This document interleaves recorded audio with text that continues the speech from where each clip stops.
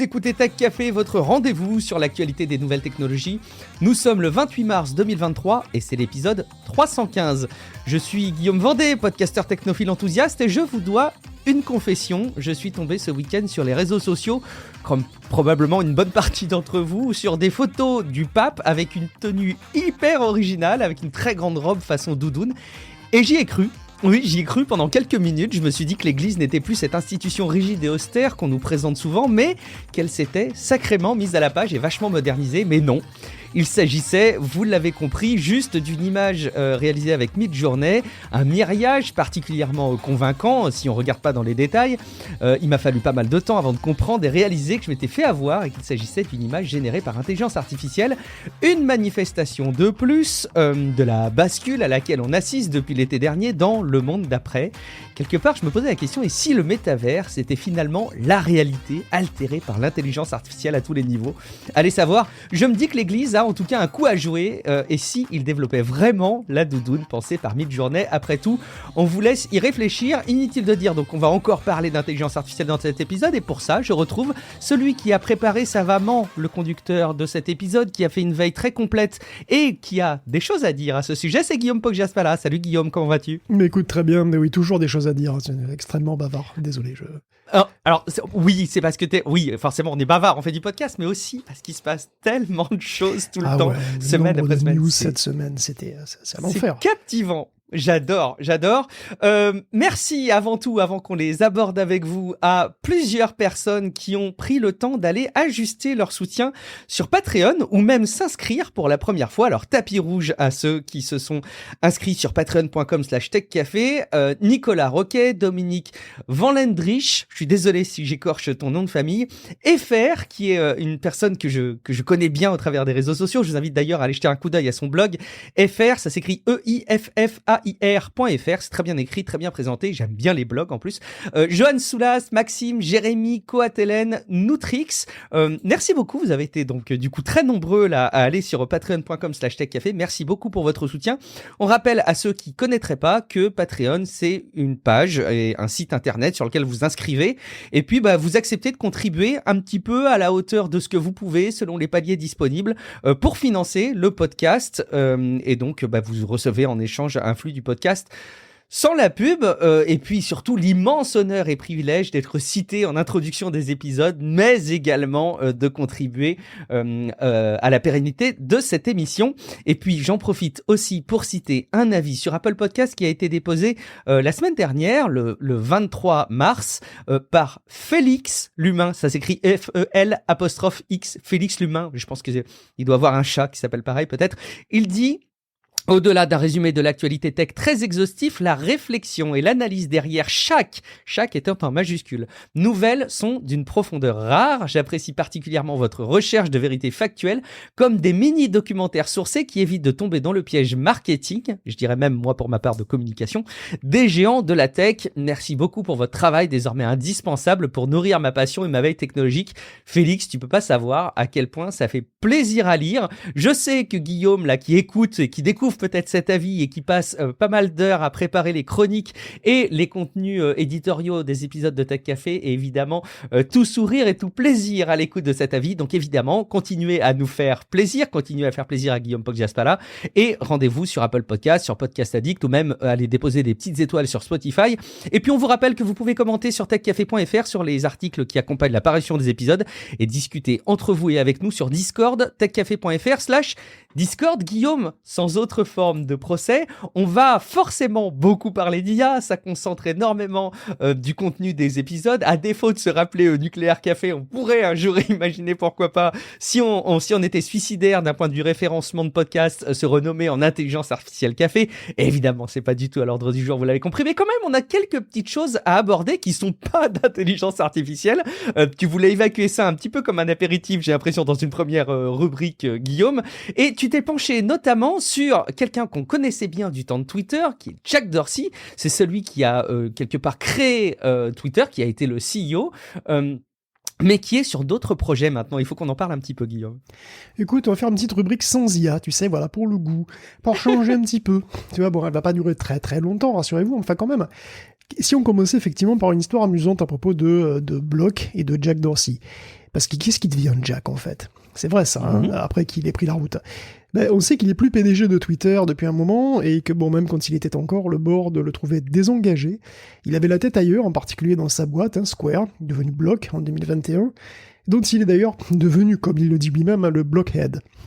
Bon, évidemment, c'est un jeu de mots parce que Blockhead, ça veut dire débile en fait, hein, en anglais, c'est un truc pour dire stupide.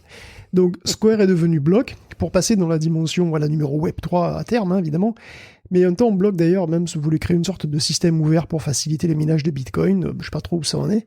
Jack a toujours été un prosélyte de toute façon de cette crypto, mais dernièrement il a fait l'actu à cause d'un rapport accablant de Hindenburg Research.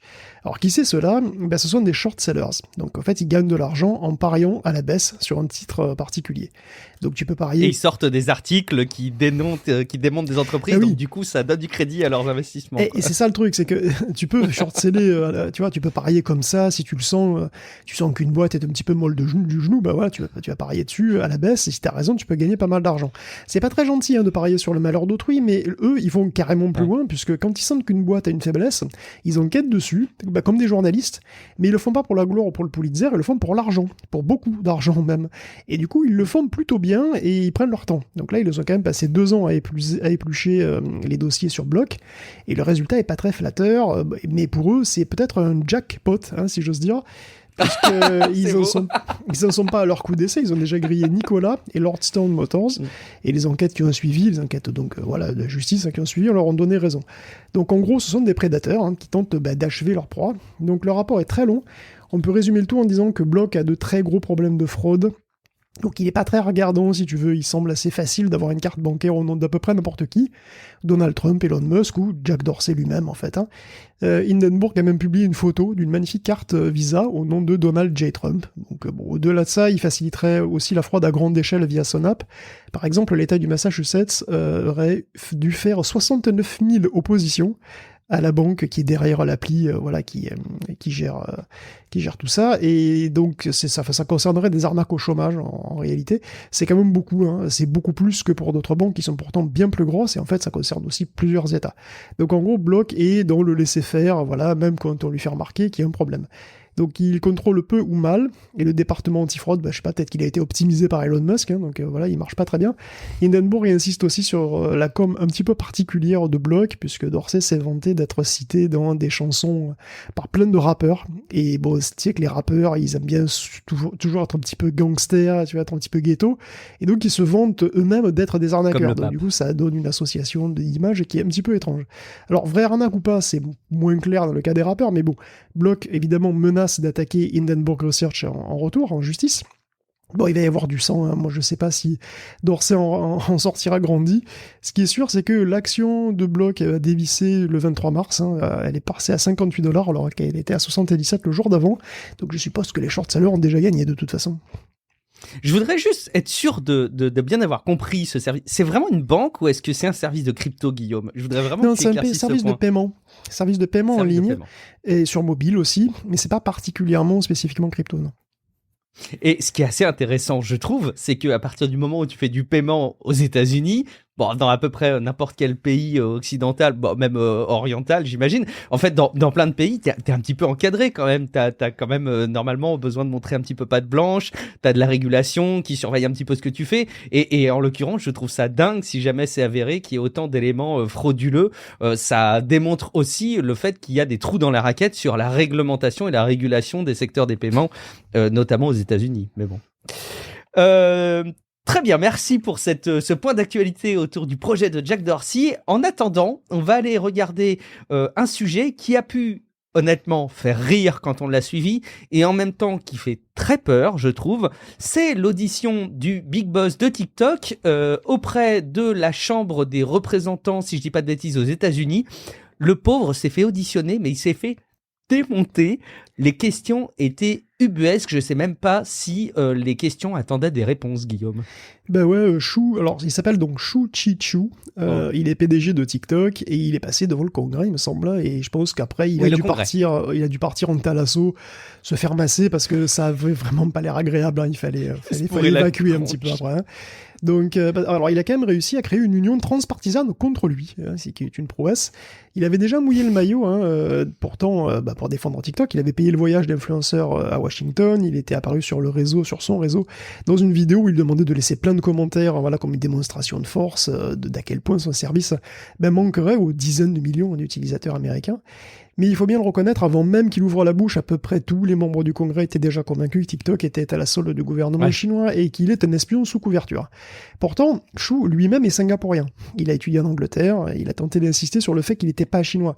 Il a un profil financier et très international. Donc il a travaillé chez Goldman Sachs, chez DST Global, qui est d'ailleurs une boîte de capital risque de la Silicon Valley, qui a investi beaucoup dans ByteDance en 2013. Et d'ailleurs, c'est Xu qui a dirigé une équipe qui fera partie des premiers investisseurs de ByteDance. Il a ensuite bossé... rappelle, ByteDance, c'est la maison mère de TikTok. Oui, tout à fait, c'est exactement ça, c'est la maison mère de TikTok, qui est donc une boîte chinoise. Et bon, après, il a bossé chez Xiaomi, et enfin chez ByteDance, comme directeur financier, et puis comme PDG de TikTok. Mais ça l'a pas vraiment aidé, on va dire. Pendant 6 heures, il a été attaqué un petit peu sur tout, sur ses relations avec le Parti communiste chinois, l'espionnage des citoyens américains, la censure de personnalités américaines, la censure du génocide ouïghour, l'infox, l'effet néfaste sur les jeunes, les challenges dangereux, l'addiction, le ciblage publicitaire, la surabondance de pubs. Bon, des accusations qui sont parfois franchement injustes, parce que dans tout ce que je viens de citer, c'est pas comme si les challenges débiles, ça avait attendu TikTok pour exister. C'est pas comme si la pub ciblée et omniprésente était pas présente absolument partout, ni l'infox, ni le laxisme. En ce qui concerne... même que c'est des inventions de services américains, même pour aller plus loin, quelque part. Donc bon. Complètement. Puis bon, le laxisme en ce qui concerne la gestion de données personnelles ne concerne pas que TikTok du tout. Bon. Qu'on a quand même un petit peu l'impression que le PDG a servi de punching ball, même si effectivement des questions demeurent sur les possibilités d'accès aux données. D'ailleurs, il n'a pas su répondre à toutes les questions.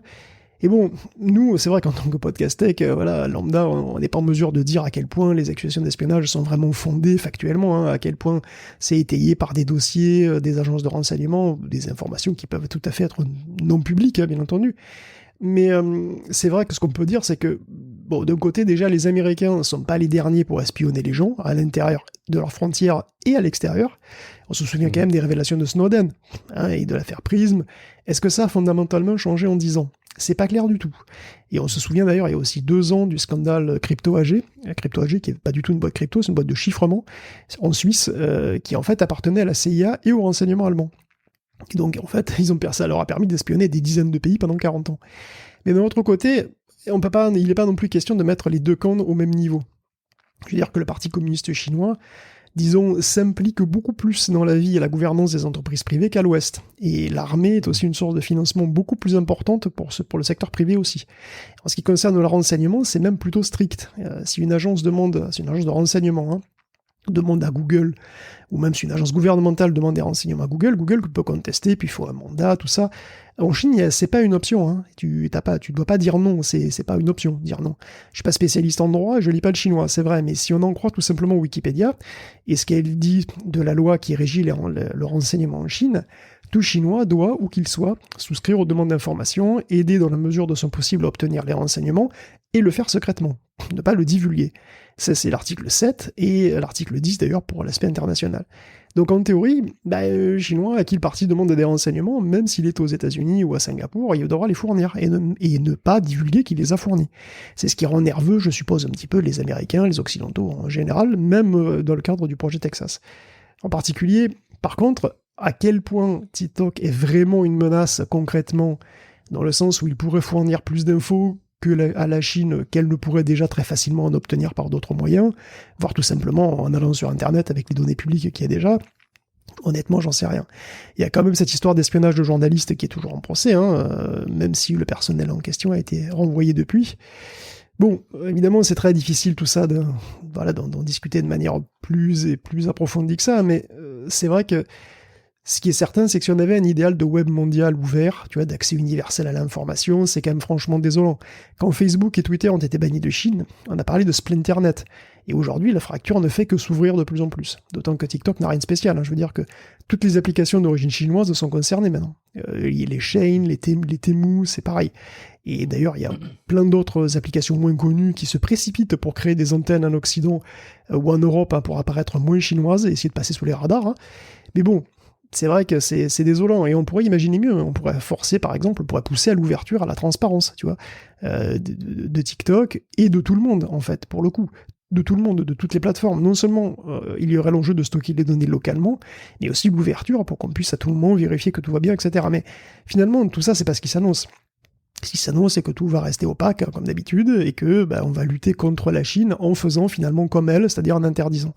Et c'est assez dommage, voilà. Mais bon, finalement, il y en a quand même un qui doit être content, qui doit vivre même sa meilleure vie, parce qu'un TikTok interdit aux États-Unis, c'est quand même une putain de bénédiction pour Mark Zuckerberg.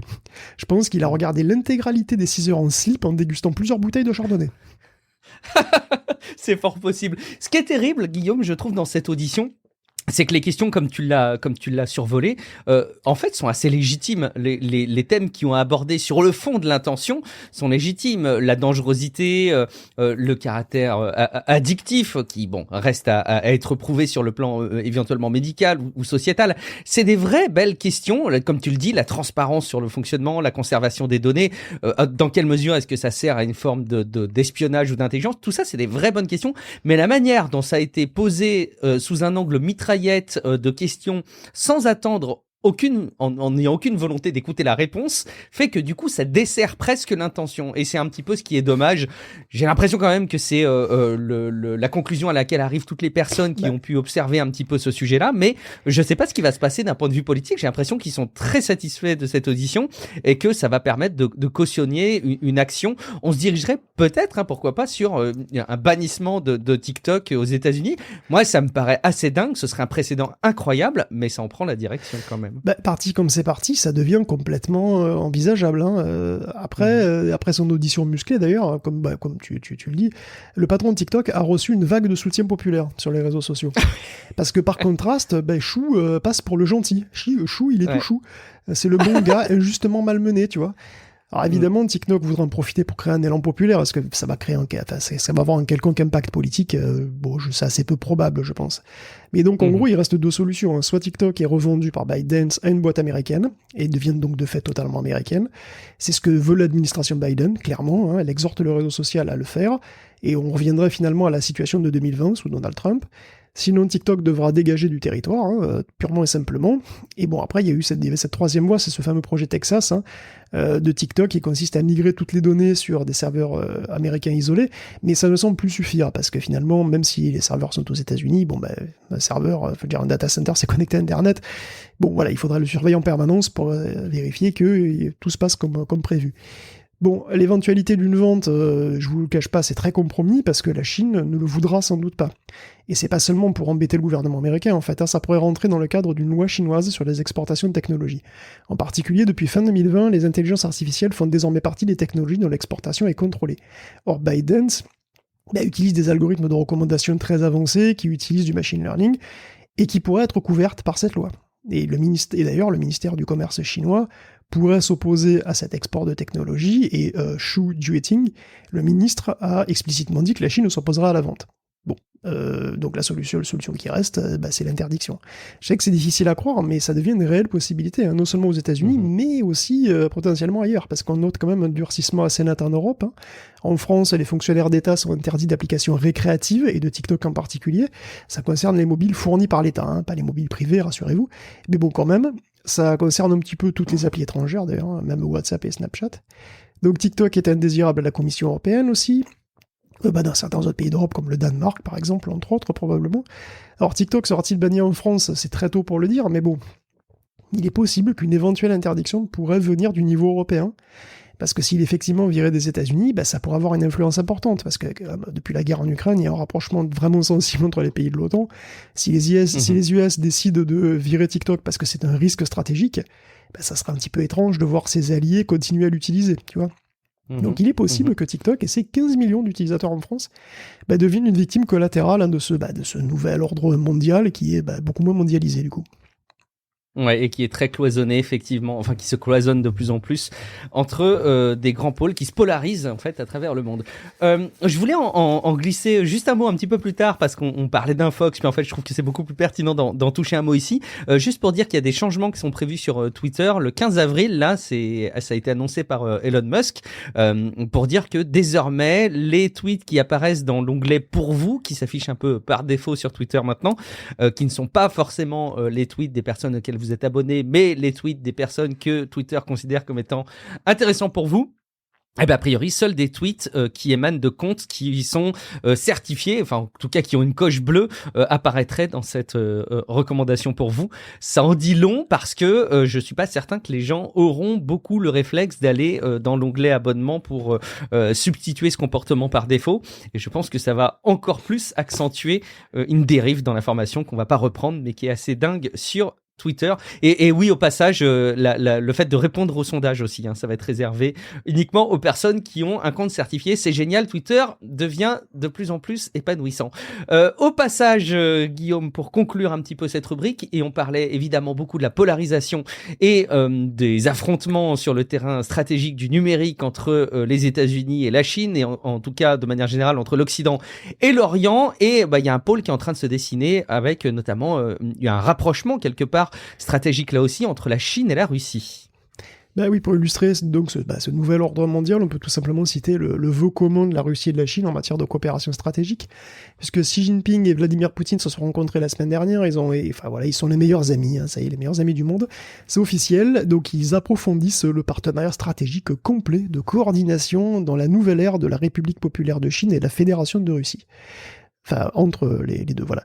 Je cite mal, mais bon, voilà, c'est à peu près ça. Et je cite aussi Vladimir Poutine qui dit « La souveraineté technologique est la clé de la durabilité de notre développement. Et nous proposons d'accroître notre collaboration sur des secteurs spécifiques. En combinant nos capacités de recherche et de financement, la Russie et la Chine peuvent devenir deux leaders dans le monde de la technologie de l'information, de la cybersécurité et de l'intelligence artificielle. » De la cybersécurité, oui. Ils s'y connaissent bien, la Russie en cybersécurité, je pense qu'il n'y a pas de problème. Et oui, bon...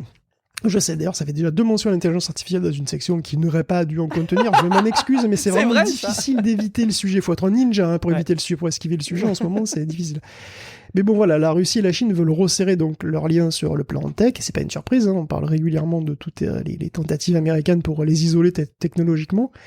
Et bon, voilà, évidemment, la Chine et la Russie, c'est pas la peine d'épiloguer dessus. Concrètement, ces déclarations ne changent pas forcément grand-chose tout de suite, parce que la Chine n'a toujours pas les capacités de production de puces qu'elle devrait avoir pour être leader du semi-conducteur, et des IA aussi, finalement, et la Russie non plus. Parce que, bon, pour les IA, les tout derniers modèles de deep learning sont quand même beaucoup plus accessibles si on a du gros matos dernière génération. Ah bah oui. Parce que, voilà, c'est quand même beaucoup de puissance de calcul.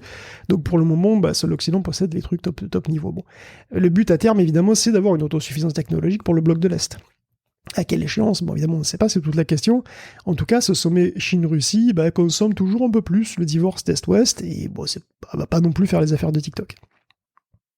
C'est pas un avenir réjouissant qui se dessine, en tout cas, encore une fois, très polarisé. Guillaume, merci beaucoup pour cette revue dans laquelle tu as jonglé dans les infos qui ne contenaient pas trop d'IA, mais désormais on doit se retrousser les manches et répondre à l'appel du devoir. On se doit d'informer nos auditeurs sur ce qui se passe dans le monde de l'intelligence artificielle. Du coup, on va donc rebondir, et c'est là où tu vas pouvoir commencer à te moquer de moi, qui me suis fait avoir par une image. Je vous rassure, j'ai pas passé 3 heures à aller vanter les mérites de la mode de 2023 de l'Église et du pape, mais quand même, on sent bien que, en plus de la bascule technologique qu'on a observée depuis l'été dernier en matière de myriage, de génération d'images par intelligence artificielle, de génération évidemment de texte et de tous les autres contenus qu'on vous a relayés dans Tech Café, et forcément, on s'ouvre de plus en plus à un monde d'Infox.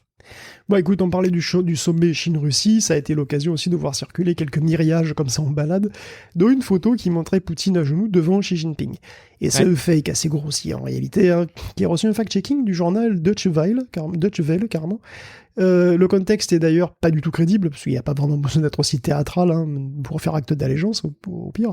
Mais bon, ça n'a pas été les seules photos générées par des IA à circuler sur les réseaux sociaux cette semaine. Il y en a plein. Bon, bah, t'as parlé du papa en doudoune, qui a été vraiment, qui a été vraiment un highlight de la semaine. Il y a aussi eu Donald Trump, qui est toujours probablement pépère à Mar-a-Lago, mais dont les photos de son arrestation musclée et créée par Midjourney circulent encore. Il y a eu des photos de Macron, donc dans les manifestations ramassant des poubelles ou qui se baladent au milieu des ordures et qui flambent.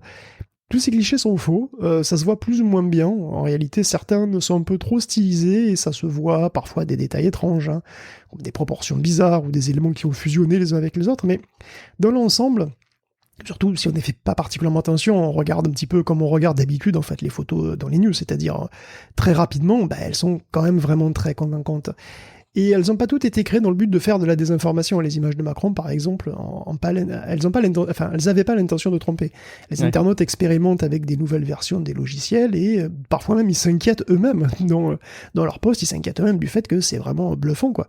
Mais bon, ces photos peuvent être aussi reprises par des médias qui en feront de l'infox. C'est le cas pour la photo de Poutine, par exemple. Hein. Mais elles peuvent aussi être reprises par erreur, comme des photos véritables. N'oublions pas que le site satirique The Onion a été plusieurs fois cité comme une vraie source. Hein. Donc ce serait pas du tout étonnant que des miriages soient pris pour des vrais trucs et soient ensuite inclus pour illustrer des infox. Évidemment, même si elles sont pas issues de campagnes massives de désinformation, on voit bien avec ces productions que la vigilance va devoir devenir la règle numéro 1 sur Internet. Il va falloir se dire que tout peut être faux.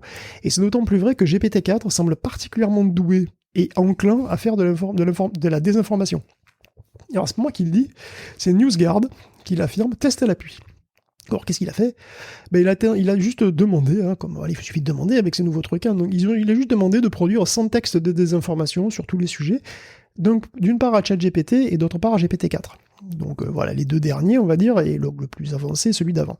Les grands classiques de la théorie du complot, ils sont passés, hein, le 11 septembre, la tuerie de masse, voilà, jouée par des acteurs à Sandy Hook, alors les vaccins, le Covid, le VIH, les élections volées, je sais pas, probablement les Illuminati à un moment, j'en sais rien. En tous les cas, sur les 100 fausses histoires, ChatGPT n'a refusé d'en produire que 20, et GPT-4 n'a jamais rien refusé. Mais des fois, ChatGPT introduit occasionnellement des textes d'avertissement, comme quoi ce qu'il vient d'écrire est complotiste. GPT-4, jamais, aucun problème. Et surtout, GPT-4 produit de l'excellente qualité. Il produit des textes plus longs, plus convaincants, il réussit à mieux développer les arguments, il est encore plus convaincant vraiment, et tu peux même lui dire de développer dans un sens ou dans un autre des arguments pour être encore plus efficace. Il n'y a rien à dire, c'est vraiment un bon produit, franchement. Alors NewsGuard le certifie, GPT-4 est bien plus puissant et encore moins cadré que son prédécesseur, donc si vous voulez mener une campagne d'infox de qualité, n'hésitez plus à aller vite vous abonner chez OpenAI. Évidemment, c'est pas trop cher en plus. J'en profite, Guillaume, j'ai reçu un message de mon ami Matt avec qui on fait Relife, un podcast sur l'amélioration du quotidien, développement personnel, etc. Mais en fait, il m'a envoyé un extrait, je pense, d'un vieux journal. Bon, je remets en doute l'authenticité d'à peu près tout ce que je reçois maintenant, mais je pense que c'est quand même authentique. C'est des enseignants... on devient complètement taré. Ce sont des enseignants en mathématiques qui protestaient contre l'utilisation de la calculatrice. Et en fait, quelque part, qu'il y ait eu des manifestations, des articles de journaux, c'est pas trop le sujet. C'est que je pense que ça a été dans le cœur des discussions à un moment donné de l'utilisation de la calculatrice dans le milieu éducatif. Et le raccourci peut-être qu'on pourrait rapidement faire, c'est de dire ChatGPT, ces algorithmes de langage, finalement, c'est des nouveaux outils, c'est comme les calculatrices d'il y a plusieurs dizaines d'années, c'est un nouvel outil qu'il va falloir intégrer. Je trouve parfois que cette réflexion et cette analogie que j'ai souvent faite au départ a désormais un peu ses limites, parce que ce que tu relayes en matière de désinformation, en matière de risque, rend les choses beaucoup plus compliquées. J'ai beaucoup de mal à remettre en question la crédibilité d'un résultat mathématique d'une calculatrice. Oui, c'est vrai, elle peut se tromper. Les impacts sont pas forcément aussi importants qu'une erreur d'une intelligence artificielle aujourd'hui. Et je pense qu'il y a beaucoup plus de possibilités de vérifier la qualité de l'information restituée par une calculatrice que par une intelligence artificielle. Et finalement, cette analogie, j'ai pris une décision, Guillaume, je la ferai plus. Je pense que on peut difficilement comparer un outil de 2023 qui se base sur autant de données, qui peut avoir des portées à cause ou grâce aux réseaux sociaux aussi forte, avec autant de viralité, et je peux difficilement du coup me satisfaire de cette vision des choses. Je comprends le parallèle qu'il peut y avoir sur le plan technologique, mais je sais pas si tu as un avis toi sur cette analogie spécifiquement, calculatrice en cours de maths. C'est une putain de calculatrice quand même, hein. Faut quand même le dire, elle est méchante, hein, celle-là, hein. Problème de calculateur. Non, c'est évident que oui, c'est assez limite, faut pas déconner. D'autant plus que ça couvre, là, la calculatrice, bon, effectivement, c'est pas super polyvalent, quoi, tu vois. Là, on a quand même plusieurs familles d'algorithmes qui font des trucs qui peuvent toucher 80% des boulots, hein, quasiment. Hein. En gros, si tu fais pas un boulot qui est purement manuel, il y a une chance que tu sois exposé à une forme d'automatisation. Donc, oui, voilà, la calculatrice, c'est vraiment une très très grosse calculatrice, quoi, quand même. Hein. Même sur l'aspect manuel quelque part, parce qu'en matière de formation et de ressources et de techniques d'apprentissage, forcément, c'est des algorithmes qui peuvent aussi faciliter les choses. Évidemment, l'impact est moins direct que pour de la production plus virtuelle, mais quand même. Bon, c'est là où je me rends compte que j'ai massacré une partie de ton conducteur, puisque tu voulais justement nous dire qu'Elon Musk avait la solution. Est-ce que tu voulais recompléter sur cette proposition? Écoute, maintenant j'ai grillé le sujet juste avant. Maintenant que tu t'es foiré une transition là, tu vas pas me foirer une deuxième transition là, c'est bon. Bon, allez, on continue à parler de ChatGPT quand même, Guillaume. Bah oui, parce que cette semaine encore, il y a eu une véritable pluie de news sur l'intelligence artificielle. Dont une bonne partie sur ChatGPT et Bard, qui affrontent son concurrent Bing dans un combat d'éloquence, n'est-ce pas? On va y revenir, mais bon, concernant ChatGPT, OpenAI a encore une fois tout révolutionné, la semaine dernière, comme ça, entre la poire et le fromage. ChatGPT était un pur chatbot confine donc dans son univers purement textuel, et tout change avec les plugins, qui, comme le dit OpenAI, lui donnent des yeux et des oreilles, et puis même des doigts, en réalité, c'est ça qui est marrant. Donc les plugins sont un moyen d'interfacer ChatGPT avec d'autres sites, par exemple Kayak, Slack, Shopify ou Wolfram Alpha. Et ça change tout, parce que comme ça, ChatGPT a accès à des capacités que le modèle de langage n'a pas. Déjà une base de données à jour, ou des capacités de calcul avec Wolfram Alpha, ou répondre à des questions sur des sujets en temps réel, comme les billets d'avion par exemple. En fait, tout ça rapproche ChatGPT de Bing, mais curieusement, ça le rend aussi plus puissant que Bing par certains aspects. L'exemple qui est montré dans la vidéo est parlant parce qu'il montre en fait qu'on peut utiliser conjointement plusieurs plugins en synergie pour répondre à un prompt complexe. Alors le scénario, c'est de demander un resto vegan sur San Francisco pour ce samedi. Bah oui, ça c'est tous des gauchos à San Francisco. De trouver une recette vegan pour dimanche, de calculer le nombre total de calories de la recette et de commander les ingrédients. Avec un seul prompt, ChatGPT va utiliser OpenTable pour trouver un restaurant pour samedi. Ensuite, il donne de sa propre connaissance personnelle apparemment une recette vegan. Ensuite, il utilise Wolfram Alpha pour calculer le total de calories. Et enfin, il utilise Instacart pour commander les ingrédients. Et en fait, il va produire des liens tout faits. Pour Instacart en particulier, tu vas cliquer dessus et voilà, il suffit de cliquer dessus et de payer pour tout recevoir. Donc c'est assez incroyable, mais ChatGPT atteint finalement son objectif entre guillemets seul. Dans le prompt, tu mentionnes qu'il doit utiliser Wolfram Alpha pour les calculs et Instacart pour commander, mais sinon, sinon il aura probablement essayé de le calculer tout seul et ça aurait été une cata probablement parce que les modèles de langage ne sont pas du tout prévus pour calculer les trucs. Ils savent pas calculer, évidemment, mais là il arrive à tout faire et à utiliser effectivement les trucs au bon moment. Et ça change tout, parce que les modèles de langage, ils sont pas faits pour calculer, ils savent pas calculer, mais ils ne stockent pas non plus de données, ce sont pas des bases de données. Ils peuvent retrouver des données par pure proximité statistique, mais ce sont des générateurs de contenu, qui peut être approximatif ou faux. Et en tout cas, c'est clair que tout ça aurait été impossible à ChatGPT standard. Les plugins démultiplient l'utilité de ChatGPT et ouvrent des possibilités qui sont infinies. Le simple fait de l'ouvrir à Wolfram Alpha lui donne une fiabilité, en réalité, sur tout ce qui concerne, par exemple, les constantes physiques, les données physiques, de mathématiques pour le calcul, etc., même le calcul avancé. D'autant que ChatGPT, alors j'ai dit qu'il avait des doigts parce qu'en fait il peut aussi agir désormais. Donc déjà il y a une sandbox pour tester le code Python qu'il produit, mais il y a aussi une intégration avec Zapier. Et Zapier, c'est une plateforme d'automatisation de tâches qui peuvent comprendre plein d'applications sur des sites différents. Donc par exemple, là, tu pourrais dire que quand tu atteins un certain nombre de followers Twitter, par exemple, ça t'envoie un email avec Gmail et ça modifie en Google Doc. Un tableur, par exemple, qui compte des trucs, ou alors automatiser les posts de réseaux sociaux chaque fois qu'il se passe un truc sur WordPress, etc. Donc en théorie, ChatGPT, via Zapier, va pouvoir interagir avec le vrai monde. En plus d'aller chercher des informations fraîches, ou de déléguer des tâches pour lesquelles il n'est pas doué, il va pouvoir agir. Pour l'instant, il n'y a pas beaucoup de plugins qui sont sortis, ils sont encore réservés à un petit nombre de testeurs, mais il y a déjà des dizaines d'autres qui sont en prototypage. On le sait, en fait, il y a eu des fuites, et il y a des dizaines et des dizaines de prototypes. Et le plus beau dans tout ça, c'est que tout est fait en langage naturel. C'est-à-dire que les plugins ne sont pas développés en JavaScript ou autre truc. Hein. Ce sont en fait des descriptions précises en langage naturel de comment utiliser l'API. C'est-à-dire qu'il n'y a pas de code d'interfaçage entre GPT et l'API du site. Toute cette opération en fait, est prise en charge par GPT lui-même, c'est qui est quand même assez dingue quand on y réfléchit. Hein. Alors évidemment, on peut aussi se poser la question de la sécurité. Est-ce que c'est bien raisonnable de laisser ChatGPT sortir, agir sur le monde extérieur ? Je sais pas, probablement pas. Mais bon, parce qu'évidemment, le modèle pourra partir en cacahuète, faire des trucs pas prévus. Tout simplement, il pourrait être aussi instrumentalisé à des fins néfastes. Et ça, c'est certainement le cas, puisqu'OpenAI en est bien conscient, il le dit, et c'est pour ça justement qu'il fait un déploiement graduel pour l'instant du truc. Mais bon, c'est très temporaire, hein, ça va se déployer probablement assez vite et massivement, même si pour l'instant, les plugins sont gratuits, mais voilà, ça s'appelle un store, donc ils sont gratuits pour l'instant, mais on voit bien où ça va, on voit bien un petit peu le modèle économique et tout. Donc, oui, on a une intelligence artificielle qui va bientôt pouvoir interagir avec d'autres sites et tout. C'est assez dingue.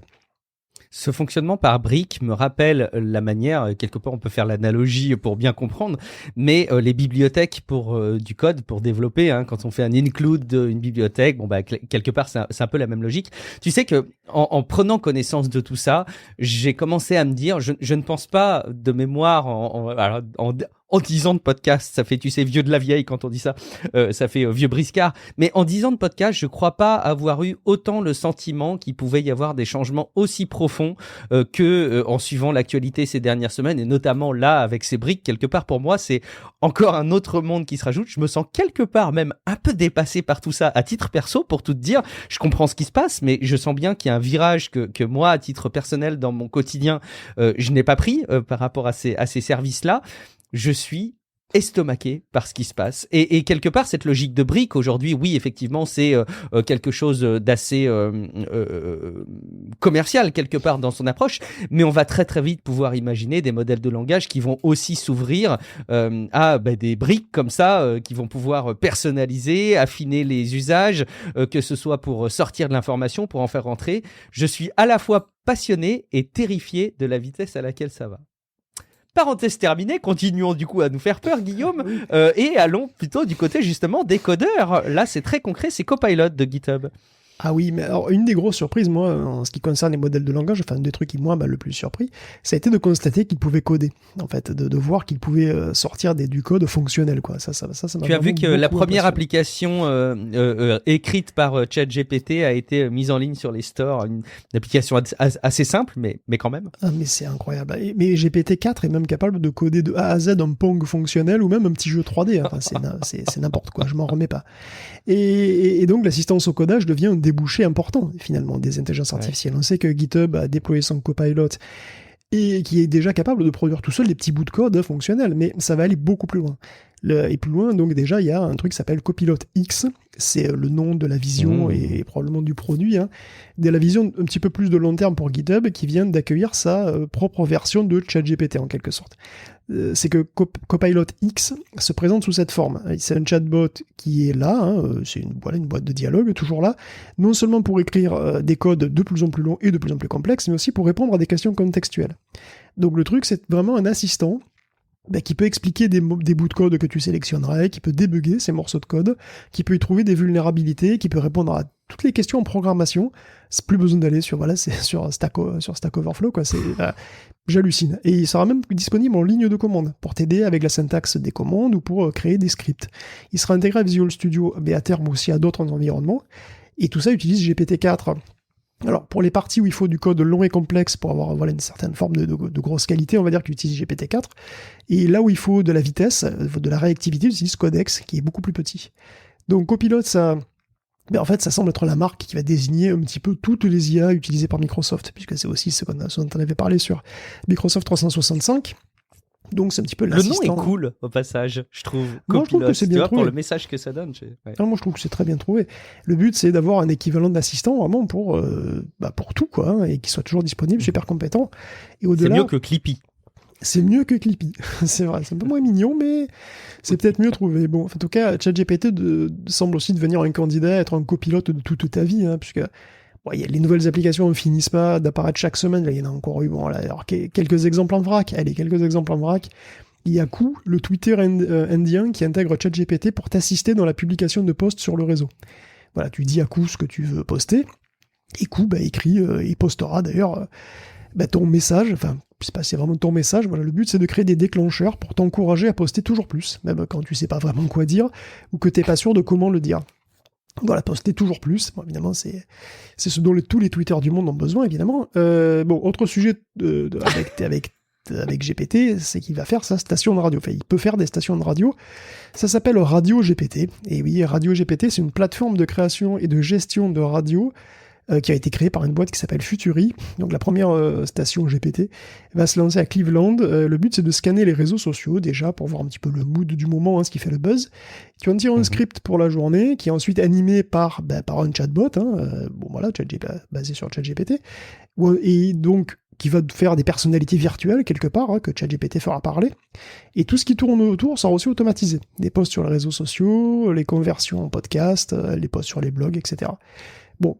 D'après eux, déjà 7 stations de radio sur 10, aujourd'hui, sont automatisées, avec des scripts, et des lancements préenregistrés. Donc, du coup, dans ce contexte, Radio GPT, finalement, ça pourrait paradoxalement ramener un petit peu de variété et d'imprévu à tout ça. C'est assez paradoxal, mais bon. Donc, peut-être pas tant, il y a peut-être pas tant de boulot de DJ qui va sauter, finalement. Alors, après, il y a aussi le problème des auteurs, parce qu'il y a pas mal de flou la semaine dernière sur la position de la guilde des auteurs américains qui a parlé aussi de l'assistance à l'écriture par les IA. C'est compliqué de se positionner. En fait, la semaine dernière, elle semblait entrouvrir un petit peu la porte aux outils, mais cette semaine, il y a une autre communiqué, qui précise que selon les usages, la génération texte est assimilable à du plagiat. Donc si on reformule le texte de quelqu'un d'autre, évidemment c'est du plagiat. Évidemment, d'après eux c'est du plagiat. De même, un texte 100% créé par une IA ne peut pas être utilisé comme matériau de base. Et en règle générale, la guilde stipule qu'une compagnie ne doit pas utiliser l'IA pour détériorer les conditions de travail et le salaire aussi des auteurs. Donc pour l'instant, tout ça, c'est des pourparlers à la WGA, donc il y a la Writers Guild of America, il y a AMPTP, qui est la Alliance of Motion Picture and Television Producers, sont en pourparlers sur le sujet, ils discutent, pour l'instant ils essaient de se positionner, c'est difficile. Donc c'est à suivre, ça pourrait déterminer quand même à quel point votre prochaine série Netflix sera écrite par OpenAI. Il devient sacrément polyvalent. Est-ce que tu voulais préciser également d'autres métiers que pourrait nous permettre d'avoir GPT, Guillaume ? Écoute, pas cette semaine, mais par contre, on peut parler de Bard. Alors, allons-y, parlons de la concurrence. Parlons de la proposition de Google, effectivement. Et oui, parce que Bard est sorti. Alors, il va toujours pas sortir en France, il me semble, mais il a été testé aux États-Unis, et bien sûr, il y a eu d'innombrables battles avec Bing, qui est son grand rival. Il y a tellement d'exemples différents qu'on va pas rentrer dans les détails de chaque domaine où Bing et Bard s'affrontent. De toute façon, la conclusion est toujours la même. Bard est moins bon et moins utile. Bard est moins volubile, moins pertinent, il est beaucoup plus cadré, il est beaucoup moins beaucoup moins de fantaisie, il ne sait pas coder. Il est pas nul, attention, il répond, c'est un modèle de langage qui est sophistiqué, mais de la vie générale, GPT-4 est nettement au-dessus. Il y a sans doute plusieurs raisons à ça. Déjà, techniquement, Bard est plus rapide à répondre, c'est nettement, et ça indique sans doute qu'il s'agit d'un modèle nettement plus petit que GPT-4, qui est derrière Bing. Et on avait déjà discuté de ça. Google a une audience énorme, un trafic potentiel monstrueux, et Bard devra un jour traiter peut-être éventuellement toute cette audience-là, donc un nombre de personnes colossal, et ce nombre monumental de requêtes, qui sera sans doute bien supérieur à celui de Bing, et pendant encore longtemps, il faut le traiter sans dépenser 120% de son chiffre d'affaires à acheter des GPU, évidemment, et donc Google déploie sans doute un modèle de langage beaucoup plus léger, qui coûte beaucoup moins cher à faire tourner, et c'est peut-être que ça se sent aussi, tout simplement. Ensuite, il y a des raisons commerciales, parce que Bard ne doit pas cannibaliser Google. C'est pour ça que Bard n'est pas présenté par Google comme un moteur de recherche, paradoxalement. En plus, il rappelle en permanence que Bard est une expérimentation, que ce n'est pas un produit fini, qu'il doit s'améliorer, etc. Alors qu'il faut bien voir que Google travaille sur Lambda depuis des années, et sur les modèles de langage depuis encore plus longtemps.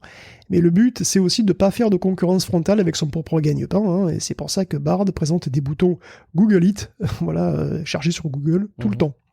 Google veut positionner Bard différemment. Il veut le positionner sur le divertissement, sur la création et la co-création de textes, aussi pour la planification, pour, je cite, booster l'imagination et la créativité. Mais finalement, pas pour trouver des trucs. Parce que pour trouver des trucs, il y a Google.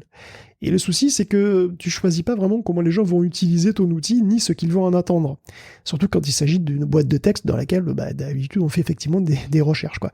D'ailleurs, Bard se positionne pas vraiment en face de Bing, mais ça empêche pas tout Internet de les comparer, depuis une petite semaine, là.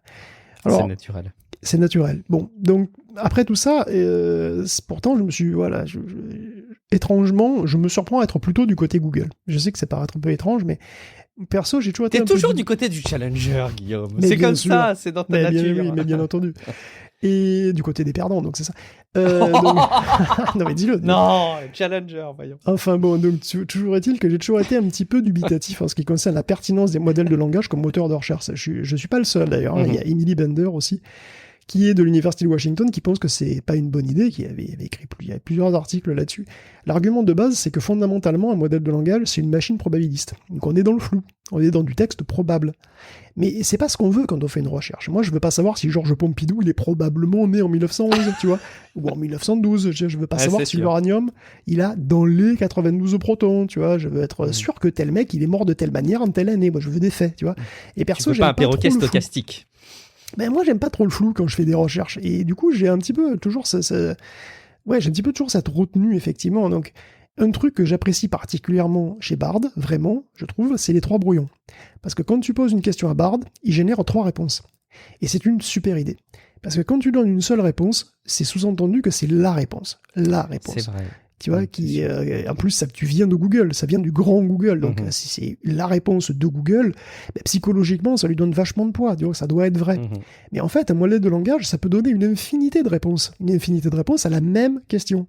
Et Bard, lui, il ne s'en cache pas. Il fait pas semblant d'être autre chose que ce qu'il est. Lui et tous ses cousins. C'est une machine qui pisse du texte à la demande. Il y a 3 réponses. Laquelle est la meilleure ? Aucune. Du point de vue de Bard, ni d'aucun point de vue, aucune. C'est toi qui choisis laquelle tu préfères, l'une ou l'autre, mais du point de vue de Bard, elles sont toutes équivalentes, ce sont toutes 3 réponses probables. Montrer ces 3 réponses, ça casse totalement l'autorité que porterait une réponse unique, et ça démystifie la technologie, et je trouve ça très bien. Donc j'apprécie la démarche de Google. Et au passage, je fais une petite parenthèse là-dessus, parce que je trouve qu'il y a la même approche.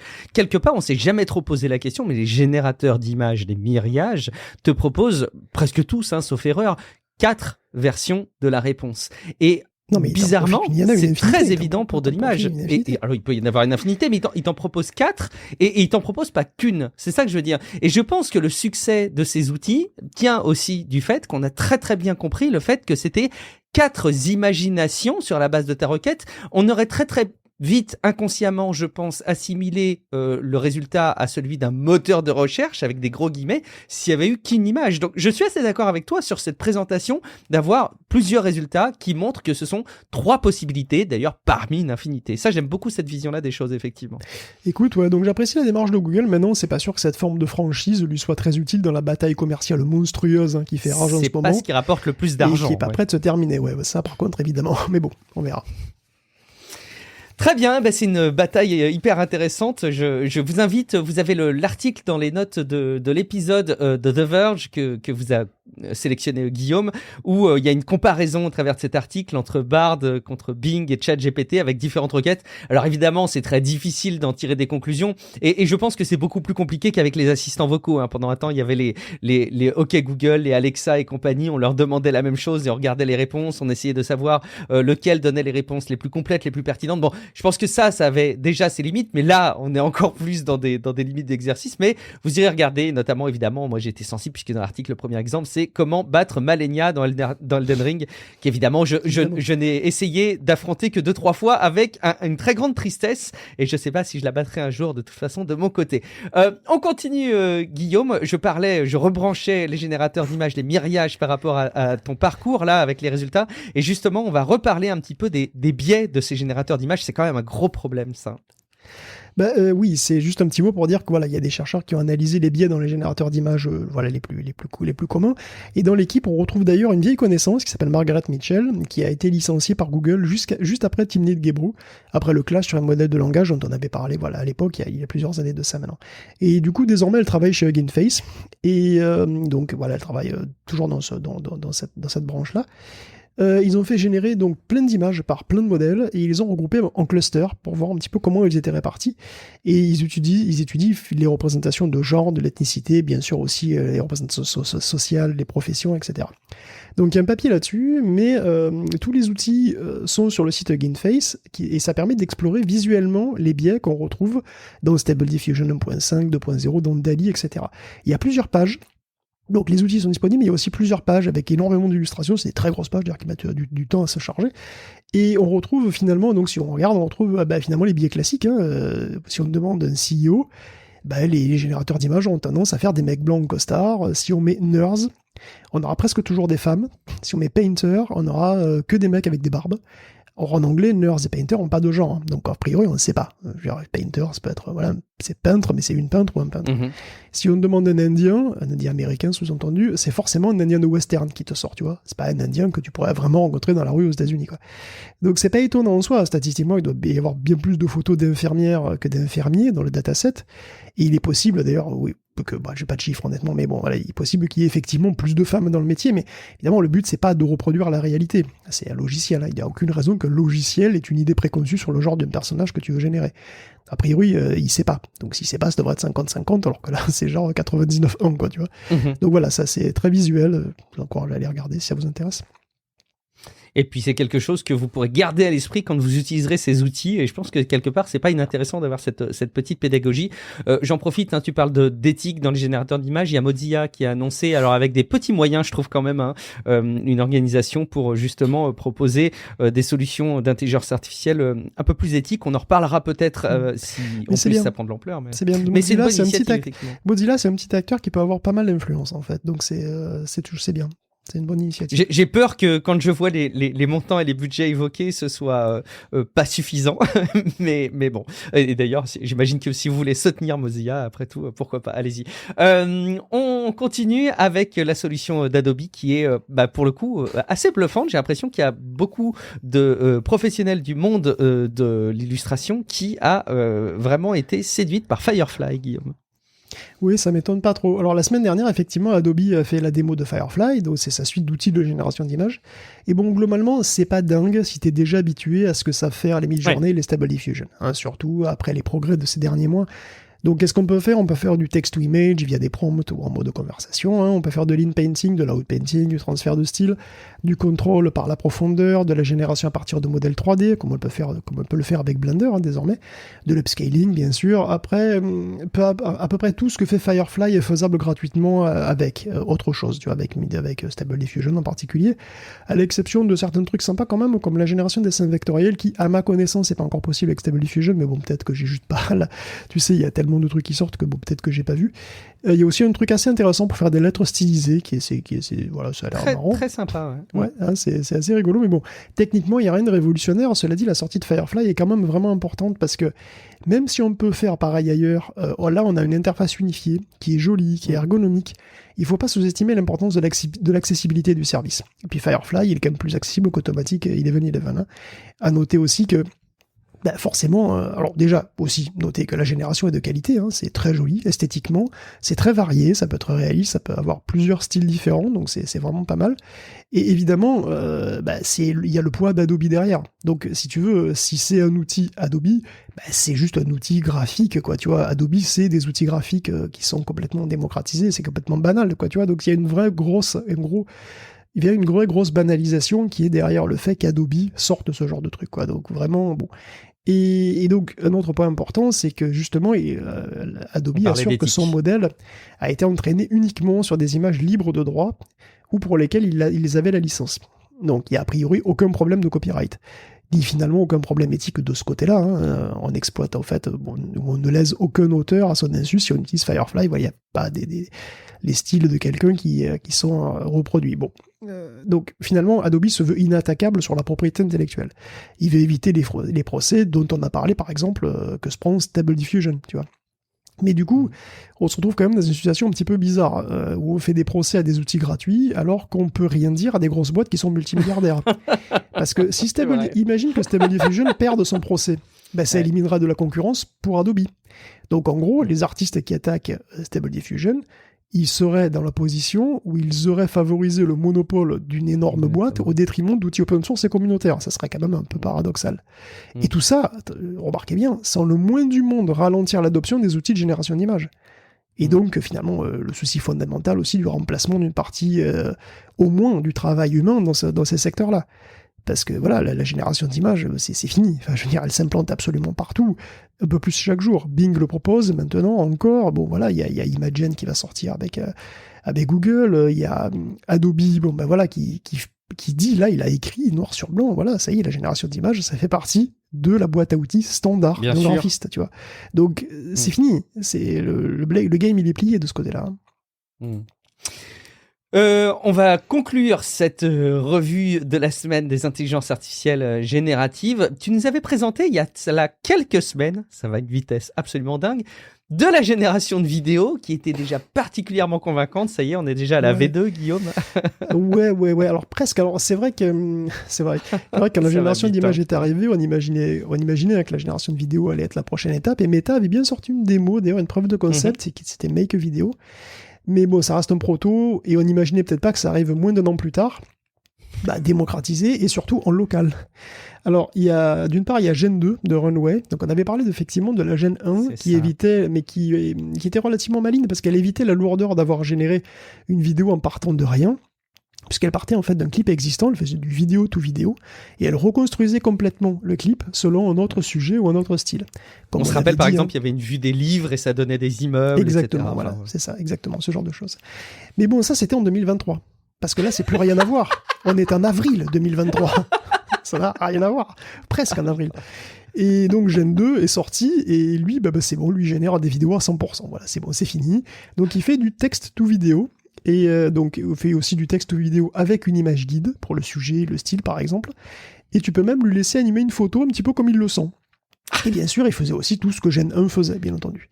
Ouais. Et donc, c'est pas mal, hein, c'est prometteur. Bon, voilà, évidemment, il ne va pas vous sortir en blockbuster 4K demain, hein, c'est clair qu'il fait des clips assez courts, avec une résolution modeste, des détails pas toujours super bien définis, mais enfin c'est quand même un autre jalon pour les IA génératives, quoi. La génération de vidéos, c'est quand même impressionnant, quoi.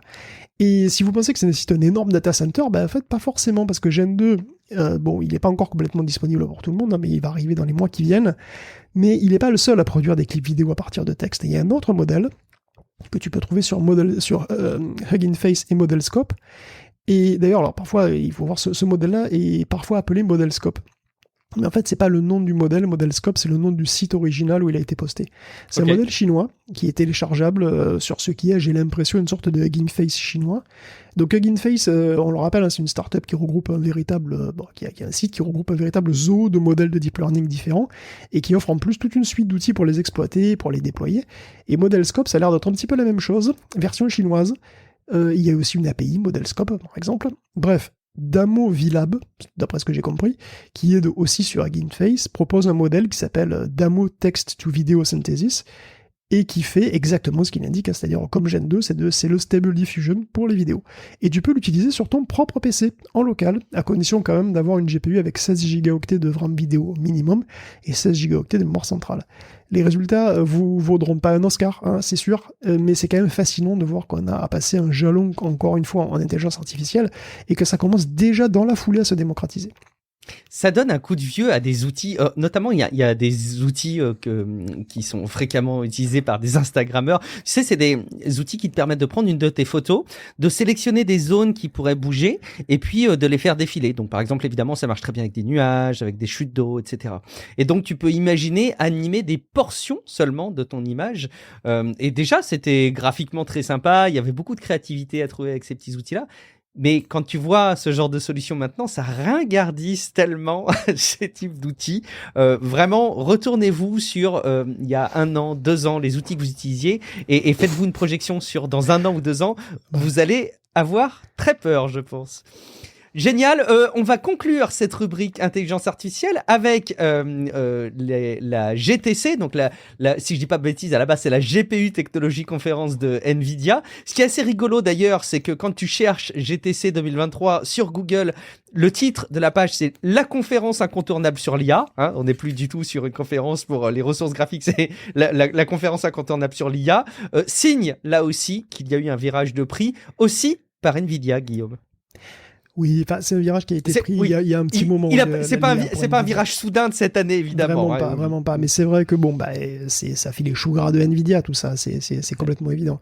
Alors c'est vrai que la semaine dernière a été épuisante, parce que après toutes ces news, il y avait aussi la GTC et la GDC, donc la Game Developer Conference. Ouais, j'en peux plus. Mais bon, voilà, effectivement, on va parler de la GTC, donc cette conférence Nvidia. Il y avait aussi quand même des choses intéressantes conjointement avec la GDC qui concernait le graphisme. Mais bon, voilà, je vais essayer de résumer un petit peu rapidement ce qui s'est dit. Bien entendu, l'IA avait une place centrale dans le discours de Jensen Huang. Si OpenAI veut devenir le fournisseur number one de logiciels IA, un petit peu de modèles d'intelligence artificielle, mais clairement Nvidia va être le fournisseur number one de tout ce qu'il y a dessous, c'est-à-dire le matos, mais aussi les logiciels pour développer et implémenter, faire tourner, déployer le tout. Donc Microsoft a dépensé d'ailleurs des centaines de millions de dollars en énormes serveurs bardés de GPU Nvidia pour faire tourner le nouveau Bing, son Copilot, son ChatGPT, etc. Enfin, pardon, son ChatGPT, son Bing basé sur GPT. Et Nvidia, évidemment, il est très content de ça. Mais c'est pas suffisant, parce qu'il faut que tout le monde puisse utiliser son matos. Même s'il a pas les moyens de se l'offrir, en vrai, parce qu'un pod, super pod, comme ils disent, de DGX, c'est le nom de leur grosse machine. Donc, graphisme et deep learning, un DGX flambant neuf, c'est pas donné. Donc qu'est-ce qu'on fait quand on n'a pas les moyens d'acheter ? Eh ben on loue, tout simplement. Et Nvidia passe donc des serveurs de calcul dans le cloud. Donc il fait un partenariat avec Oracle, Azure et Google Cloud. Enfin en tout cas ça va arriver, pour l'instant c'est avec Oracle. Et ils vont proposer des serveurs via les plateformes donc de ces grands prestataires, de ces grands hyperscalers, avec tous les outils software qui vont bien. Et en fait, très bientôt, tu pourras louer un super ordinateur DGX, charger un modèle de langage géant, le réentraîner, le personnaliser selon tes besoins, comme ça, et après le déployer donc en inférence sur tes services à toi, et tout ça depuis Firefox. Voilà, depuis Chrome à la limite, c'est vraiment depuis le navigateur, quoi. Et donc, alors, une super machine capable de faire tourner ChatGPT pour des milliers de gens simultanément, et même de le modifier pour être géré. Tout ça, ça peut être géré complètement via un navigateur web, à condition de payer 37 000 $ par mois. Bon. Alors pour ce prix, vous avez une instance à vous, avec des monstres comme des H100, avec 80 gigaoctets de VRAM. Il y en a c'est par paquet de 8, par contre, donc voilà, 8 trucs comme ça. Et bon, DGX Cloud est déjà utilisé par plusieurs boîtes, comme Getty Images, Shutterstock, AT&T, etc., AT&T, etc. Donc un DGX de ce calibre, ça coûte quand même dans les 200 000 $ facile, tout seul, en fait. Mais après, il y a toute l'infrastructure derrière, autour, puis il faut payer la facture EDF de ce truc. Il faut gérer la maintenance de ce truc. Tous ces soucis, ils sont pris en charge par le prestataire cloud, quand vous optez pour le cloud. Donc on notera pour finir que Nvidia marche en fait aussi sur la plate-bande d'OpenAI, puisqu'il propose une suite complète en réalité de tout ce qui va du matos brut, du métal, à des modèles de deep learning qui sont complètement clés en main, et ça en passant par les API de programmation, donc évidemment CUDA, et les bibliothèques qui sont basées sur CUDA, comme QDNN, etc., etc. L'ampleur que prend Nvidia sur le secteur est vraiment impressionnante, voire préoccupante d'ailleurs, parce que c'est vrai que malgré leurs efforts, et malgré les progrès aussi sur le matos et les logiciels, AMD et Intel ont du mal à concurrencer la toute-puissance de CUDA sur le deep learning, ça c'est vraiment impressionnant, quoi. On continue sur la GTC, Guillaume ? Oui, écoute, pourquoi pas. Jensen Huang en a aussi profité pour montrer sa nouvelle collection printemps-été, de grosses pupusses bien mastoc. Bon, en fait, il y avait une assez petite, il y en a une qui est assez petite, une très très grosse. Pour vous donner une idée, on commence par la très très grosse, qui en fait est un double GPU. La double GPU, c'est pas une nouveauté du tout. Mettre deux puces sur la même carte, ça s'est vu plein de fois. Il y a pas si longtemps d'ailleurs sur une Radeon Pro Duo, on en avait. Là, c'est même pas ça. C'est qu'en fait, il y a plutôt deux grosses cartes graphiques qui sont collées l'une à l'autre, avec des ponts pour faire communiquer la mémoire. C'est un setup qui ressemble vraiment à du SLI, en fait, mais dumb-block, monobloc. Donc il en résulte une carte gargantuesque qui fait 4 slots PCI d'épaisseur, qui consomme 700 watts, et qui a 188 gigaoctets de VRAM.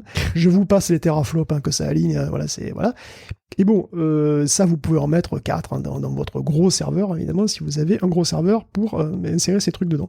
Et à l'autre bout du spectre, vous avez la L4 qui est la suite spirituelle des T4 et des P4, donc c'est une carte qui est incroyablement normale. C'est-à-dire qu'elle est plus grosse qu'une T4, mais elle est mono-slot et elle consomme 72 watts. Ça veut dire qu'elle n'a même pas besoin d'alimentation externe. Elle a quand même 24 gigaoctets de RAM et elle fait plus de 3 fois la puissance d'une T4, et sans doute encore plus pour le deep learning. Elle peut gérer des milliers de flux vidéo de transcodage, si c'est votre truc. Elle est assez polyvalente en réalité. Donc tu peux faire ton marché, tu peux, voilà, dans ton serveur, tu peux mettre 2 grosses H100 monstrueuses, et alors tu peux mettre plein de petites L4. Voilà, c'est toi qui vois, tu fais un petit peu comme tu veux. Il faut acheter des GPU, hein, parce que les GPU c'est super écologique. Attention, je déforme un petit peu, mais finalement à peine les propos de Jensen Huang, qui affirme qu'il y a encore beaucoup trop de boulot qui sont faits par les CPU, alors que les GPU pourraient le faire beaucoup plus efficacement. Et c'est pas faux. Factuellement, c'est pas faux, parce que même si tous les boulots ne sont pas adaptés à une parallélisation massive, il y a un exemple qui est quand même intéressant, c'est TSMC, qui va adopter de nouvelles bibliothèques de calcul NVIDIA pour ses process de lithographie. Bon, je ne veux pas rentrer dans les détails, mais bon, c'est fabriquer une puce, c'est beaucoup aussi de modélisation et de calcul sur ordinateur, évidemment. Donc il y a des calculs extrêmement compliqués qui doivent être faits. Et bon, NVIDIA fait aussi dans ce genre de calcul. Voilà, il fait aussi, il y a aussi des bibliothèques de calcul pour ça. De toute façon, on pourrait passer un épisode entier à parler de la GTC, si vous voulez, mais bon, voilà. Bref, TSMC achète aussi des serveurs pour ça, et là, il a acheté des serveurs et des serveurs avec des GPU NVIDIA pour pouvoir utiliser les nouvelles bibliothèques de calcul de NVIDIA et faire tourner ces calculs sur ces nouveaux logiciels. Et ça représente le remplacement de 40 000 CPU contre seulement 500 serveurs DVX. Et ça fait passer la consommation de 35 MW à seulement 5 MW. Donc c'est vrai qu'il y a une marge de progression dans ne serait-ce que l'optimisation des calculs et aussi l'adaptation au matos qui va avec. Et bon, t'inquiète pas, Jensen, il sera ravi de te faire un devis si tu vois, si c'est un projet. Et il te le démontrera que tu vas gagner de l'argent grâce à lui. Ah oui. Il va le faire. Ok, cool. Merci Guillaume pour cette revue de la GTC. Du coup, on l'a compris, c'est pas exhaustif, mais ce sera difficile de vraiment tout couvrir sur le coup. Et puis, on va se faire quand même plaisir avant de vous dire au revoir dans cet épisode, en vous parlant un peu de jeux vidéo, notamment des annonces et des sorties du côté d'Epic, Guillaume, avec en particulier l'Unreal Engine avec la version 5.2 qui donne une nouvelle claque après les gifles qu'on avait déjà eu d'Unreal Engine 5 et d'ailleurs de toutes les versions ces derniers temps, Guillaume. Oui, concernant le jeu vidéo, il y avait vraiment des trucs super intéressants et super importants, je pense, aussi cette semaine. Alors, j'ai cité la GDC, c'était à l'occasion de la GDC. Et donc, dans cette GDC, il y avait aussi la State of Unreal. Donc, c'était la conférence Epic. Et donc, je sais, ça fait vraiment beaucoup d'infos cette semaine.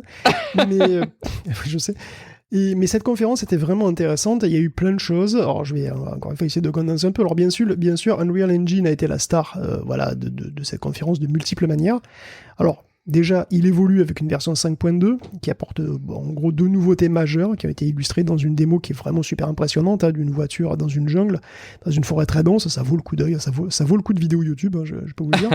La première nouveauté, c'est la génération procédurale de contenu. Donc concrètement, ce sont des nouveaux nodes qui permettent de définir des règles pour générer du contenu, les contenus du monde, pour peupler un monde et automatiser un max de trucs dans cette construction.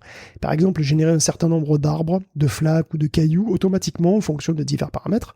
Et dans la démo, le monde entier est généré de manière quasi automatique. Et il est d'une complexité incroyable. Et il est photoréaliste. C'est les rochers, les montagnes, la végétation, presque tout est placé de manière procédurale. La deuxième grosse nouveauté, c'est Substrate, qui est un nouveau système de shading, un nouveau système pour les surfaces, de matériaux pour les surfaces. Donc ça permet de créer des matériaux multicouches, donc des matériaux qui ont une certaine profondeur. Donc par exemple, la carrosserie de la voiture, elle est constituée de particules irisées en profondeur sur plusieurs plans. Et donc tu as un effet de parallaxe quand tu la regardes qui est hyper impressionnant. Et donc ça, déjà c'était juste pas faisable avant, et puis ça facilite en plus la possibilité de rendre du vert de manière beaucoup plus réaliste. Alors ensuite on a aussi eu l'annonce d'une nouvelle application pour MetaHuman, qui préfigure probablement une révolution dans l'animation des personnages. Alors MetaHuman, c'est le moteur de création de persos d'Epic, c'est pas strictement un morceau d'Unreal Engine, même si bien sûr tu peux exporter les MetaHuman dedans. MetaHuman, ça rendait très simple la création d'humains en 3D, ce qui était déjà bien cool, hein. Mais pour l'animation, il fallait quand même faire le posing soi-même, en particulier sur les expressions faciales, et ces expressions faciales, c'est très compliqué parce qu'il y a énormément de de points, si tu veux, d'animation qu'il fallait faire à la main. Et désormais, ça sera possible de faire de la performance capture avec son téléphone. Donc l'idée, c'est de capturer une vidéo avec les données de couleur et de profondeur de la caméra du téléphone.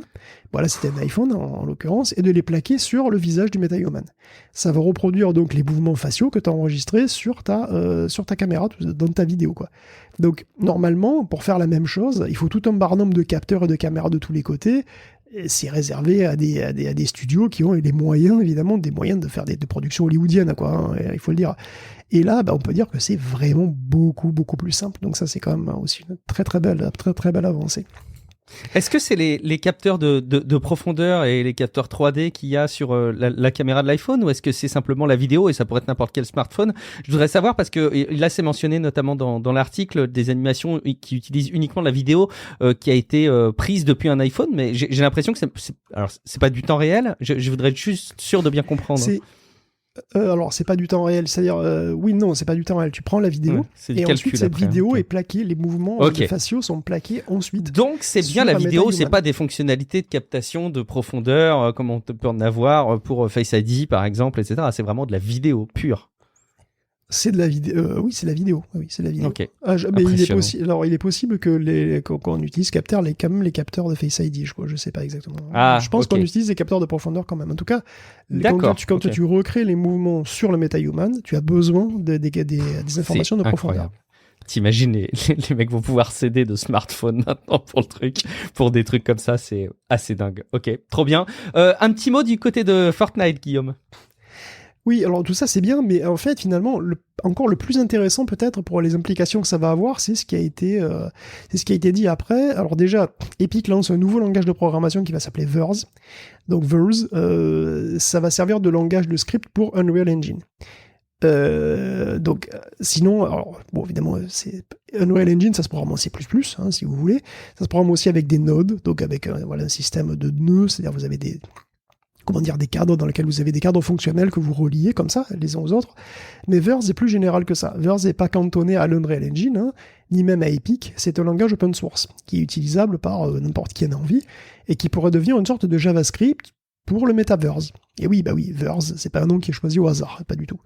Et on commence à voir l'orientation que prend la conférence. Surtout, juste après, Epic annonce la création de Fab, qui est en fait la fusion de tous ces magasins d'assets, donc de magasins de ressources, de modèles 3D, tout ça, parce qu'Epic possède déjà Quixel, Sketchfab, ArtStation, et bien sûr le Unreal Marketplace, qui est intégré à l'Unreal Engine. Et tout ça va fusionner pour devenir Fab, qui va devenir un magasin unifié, et qui va s'adresser à tous les moteurs, pas seulement Unreal. Donc vous pourrez utiliser un objet de Fab dans Unity, ou même dans Roblox, d'ailleurs, pas de problème. Donc si vous êtes sous Unreal, vous pourrez au besoin tout simplement ouvrir une fenêtre. Vous fabriquez votre jeu dans l'Unreal Engine, vous ouvrez une fenêtre, vous sélectionnez votre objet, il est automatiquement téléchargé et inclus exactement là où tu le veux. Voilà, il y en a des millions, dont certains comme les Megascans sont de qualité photoréaliste puisqu'ils ont été faits en photogrammétrie. Et enfin, on arrive peut-être à la plus grosse annonce, Epic sort une version spéciale de son Unreal Engine pour Fortnite. Donc avec ça, tu peux modifier les maps Fortnite, faire les tiennes, tu peux aussi créer tes propres jeux. L'interface est revue, il y a même des bonus comme la possibilité de jouer au jeu, au niveau que tu es en train de faire pendant que tu le crées. Tout est en temps réel, même sur console. Tu peux modifier le truc en temps réel, c'est incroyable. Et tu peux gagner de l'argent avec. Parce que si tu crées un jeu qui a du succès, si ton jeu crée de l'engagement, et que du coup Epic a plus de gens sur Fortnite grâce à toi, il te reverse 40% de ses revenus. Donc c'est des revenus qu'il fait grâce à ton contenu. Et donc ça y est, c'est fini. Officiellement, je veux dire, Fortnite n'est plus un jeu de shoot de Battle Royale. C'est une plateforme où les joueurs vont consommer principalement du contenu créé par d'autres joueurs, comme avec Roblox. Il va y avoir une nouvelle économie et une toute nouvelle génération de créateurs de jeux qui va se précipiter sur ces outils. Et bien sûr, d'ailleurs, au passage, ils vont tous se former sur Unreal Engine, bien entendu. Donc Fortnite devient une sorte de Roblox, mais avec des outils technologiques de pointe. Parce que Fortnite est passé récemment sur Unreal Engine 5, ce qui fait que les créateurs de maps ou de jeux Fortnite ont à leur disposition l'état de l'art en matière de moteur 3D. Combiné à ce qui est peut-être le plus gros magasin d'assets du monde, il y a quand même un énorme potentiel, parce que Roblox c'est mignon, mais comment dire, Unreal Engine 5, tu peux créer des AAA, sans problème. Les possibilités sont vraiment immenses. Donc la mutation de Fortnite se fait selon la vision que Tim Sweeney a du Metaverse, et qu'il a d'ailleurs explicité en fin de keynote. Donc il a... Alors, Donc il a explicitement fait une keynote, et il y a aussi eu une interview sur The Verge, une longue interview avec lui et il a un VP d'Epic. Donc voilà. Donc il a donné, c'est quelque part cette vision qui est une vision assez éloignée de celle de Facebook. Hein. Déjà, elle est disjointe de la réalité virtuelle, mais ça pourrait être en réalité virtuelle ou pas. Pour lui, de toute façon, un métavers, c'est un monde en 3D, en ligne, dans lequel on peut interagir pour jouer, créer, chiller, voir des concerts, ce que vous voulez. Être libre, mais être en présence de quelqu'un. Et d'ailleurs, il fait une pique aux réseaux sociaux au passage, donc je le cite, hein. C'est pas sympa d'être sur Facebook, avec tout le monde qui se tape dessus, qui s'écharpe sur la politique, ou qui te jette à la tronche à quel point il est merveilleux en photo. Il dit que c'est impersonnel, que c'est asynchrone, et qu'être en présence de quelqu'un, en temps réel, avec des gens qu'on a choisis, c'est une bien meilleure forme de sociabilité. Donc Fortnite ou Minecraft sont des métavers, ou Roblox sont des métavers. Ce qui manque, c'est l'interopérabilité de ces univers. Et donc ils y travaillent tout en étant bien conscients que ça va prendre beaucoup de temps, que ça se fera que petit à petit, et que le metaverse ne se décide pas. Alors pour eux, néanmoins, donc oui, pour eux, parce qu'il y avait donc Sachs Pearson avec le VP Epic, pour eux c'est inévitable. En fait, le succès des expériences en ligne en témoigne, et finalement ce qu'ils font, c'est juste de creuser le sillon. Voilà, ils veulent poser les bases d'un écosystème ouvert. Donc pas à pas, ils veulent retranscrire les atouts du web, mais pour les mondes 3D. Alors il y a déjà des formats par exemple de fichiers universels pour les objets 3D. Par contre, pour la description de scène, il n'y en a pas. Tu vois, c'est pas encore ça. Et pour ce qui serait de la logique de niveau de jeu ou la physique de niveau de jeu, c'est encore autre chose. En fait, même Unreal Engine version normale et Unreal Engine pour Fortnite ne sont pas 100% compatibles. La coquille du jeu est compatible, tu vois, elle peut passer de l'une à l'autre, mais pas la logique. Parce que la logique de Unreal Engine pour Fortnite contient des éléments qui sont intrinsèquement liés à Fortnite. Et donc il faudrait les virer pour... Voilà. Bon. Donc c'est compliqué, il va falloir faire une sorte de HTML des scènes 3D, et ensuite un JavaScript, des dessins 3D.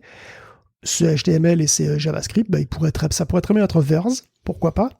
Mais finalement, Roblox a aussi un langage de script qui est basé sur Lua, il s'appelle LUAU, et Tim dit qu'il sera fair play. Voilà. Si LUAU gagne, ok.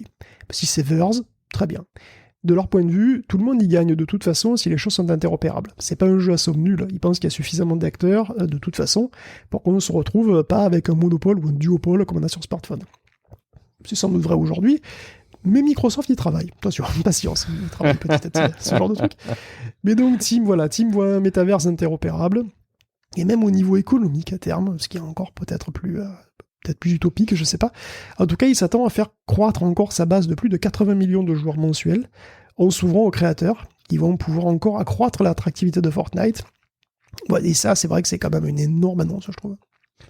C'est l'ADN de Fortnite et va au-delà d'ailleurs de la Battle Royale. Il y a déjà tout un écosystème de maps et d'expériences qui sont évidemment pas aussi ambitieuses que ce qui va être possible de faire. Mais déjà, je te confirme, pour avoir un entourage peuplé de ces choses qu'on appelle enfants, voire adolescents, qui jouent à Fortnite, ils passent aussi beaucoup de temps dans des maps qui sont pas celles des Battle Royale. Et j'ai même été surpris de voir que finalement, même au bout d'un certain moment, ils jouent assez peu au Battle Royale et ils jouent plutôt aux autres expériences. Donc évidemment, c'est un terrain fabuleux et très logique qui s'ouvre à la fois à Epic et aux joueurs et évidemment à ceux qui ont envie de créer des jeux assez ambitieux grâce à ces outils.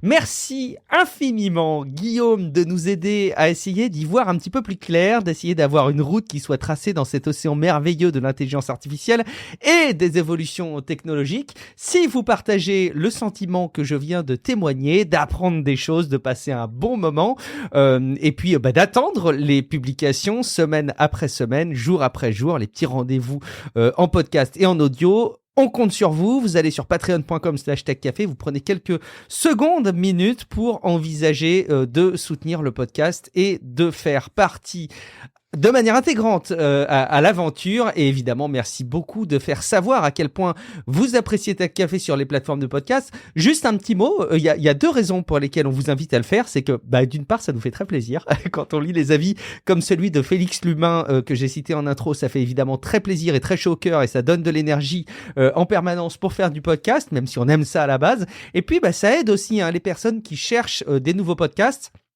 Oui, il y a des personnes qui cherchent des nouveaux podcasts en 2023 et qui vont parfois sur les apps de podcast et qui se fient aussi aux avis qui sont restitués.